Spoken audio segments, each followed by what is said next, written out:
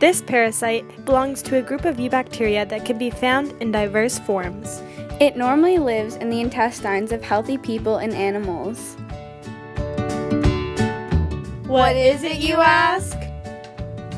Escherichia coli. E. coli can occur in many strains, most of which do not cause disease symptoms.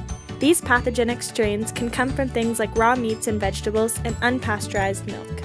Most varieties of Escherichia coli are relatively harmless to humans or can cause mild symptoms such as diarrhea. In fact, E. coli bacteria are actually a very important part to a healthy human intestinal tract. These strains of E. coli harmlessly colonize in the gastrointestinal tract. E. coli bacteria actually appear in the body just a few hours after birth. The bacteria form a mutualistic relationship with the host. The host provides nutrients and a safe environment to the bacteria, while E. coli actually can provide protection to the intestines from other harmful bacteria.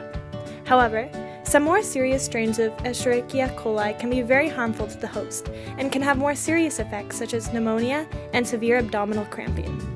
Escherichia coli reproduce by binary fission and bacterial conjugation. The most common reproduction for Escherichia coli is binary fission. In binary fission, the cell elongates and the DNA replicates, and eventually the cell divides into two identical daughter cells. The individual cell of an E. coli bacteria continues to grow until the cell divides.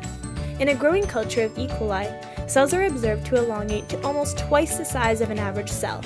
Then, they form a partition that eventually separates the cell into two identical daughter cells. E. coli also undergoes bacterial conjugation, which involves the transfer of genetic material through a sex pillus. Bacterial conjugation is rarer, but allows for genetic diversity and antibiotic resistance.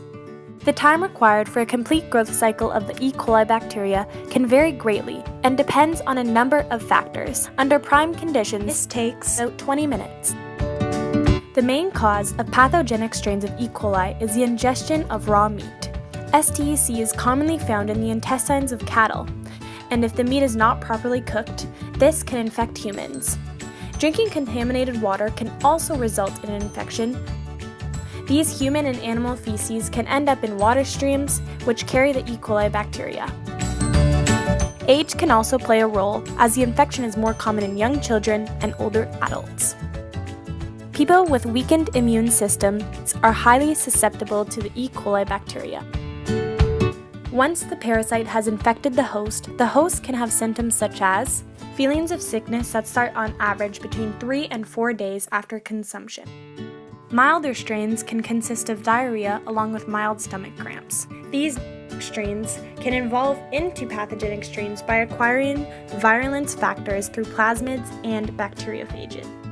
E. coli strains such as the enterohemorrhagic E. coli and other pathogenic strains that are Shiga toxin producing can cause severe stomach cramps, diarrhea, vomiting, mild fever, and headaches. These symptoms can lead to serious illnesses such as pneumonia, intestinal failure, and in severe cases, hemolytic uremic syndrome, which leads to kidney failure. Non-pathogenic cases of E. coli are treated with lots of rest. It is important to track symptoms to ensure that they are in fact getting better and not worse. A key factor is lots of fluid intake. This means a lot of water as well as drinks that contain electrolytes. In severe cases, a person may be hospitalized and will be given IV fluid, blood transfusion, and their kidneys will be monitored. E. coli infections can be avoided by washing hands properly and often, as well as before and after eating or preparing food. It is important that all fruits and vegetables are washed before being eaten or used for cooking. It is essential to make sure that all food is cooked fully. Do not drink any water that is not from a safe supply, as this water can carry bacteria.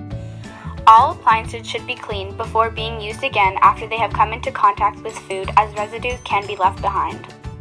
Pets should be kept far away from foods, as animals carry many types of bacteria.